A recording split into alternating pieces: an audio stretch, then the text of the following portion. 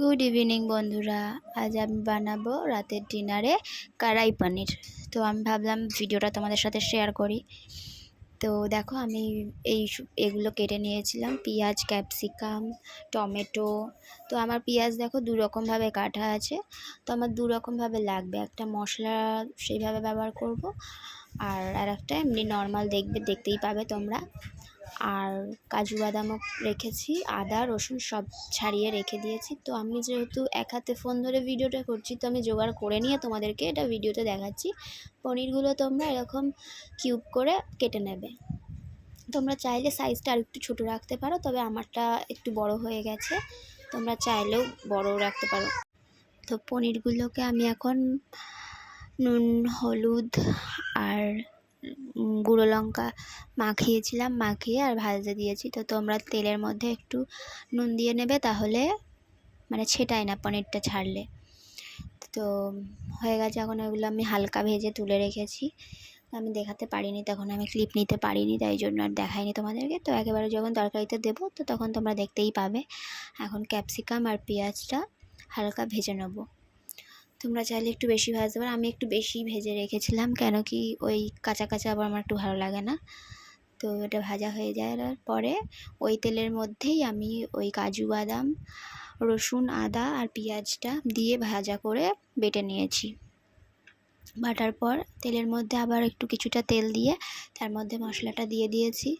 মশলাটা দিয়ে ওই বাটা মশলাটা দেওয়ার পর জিরে গুঁড়ো আর কাশ্মীরি লঙ্কার লাল লঙ্কা,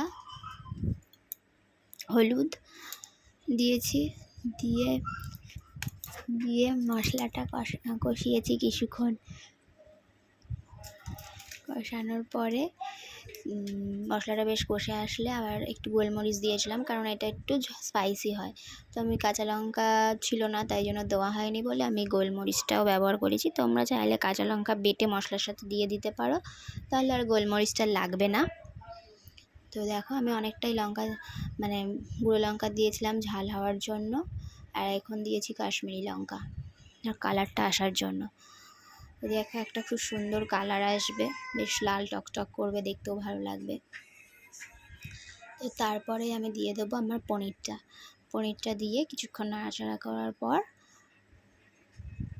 ওই ক্যাপসিকামগুলো ঢেলে দেবো। আর তোমাদের ভিডিওটা ভালো লাগলে অবশ্যই লাইক কমেন্ট করবে, আর তোমরা চাইলেই এই রেসিপিটা বাড়িতে ট্রাই করে দেখতে পারো।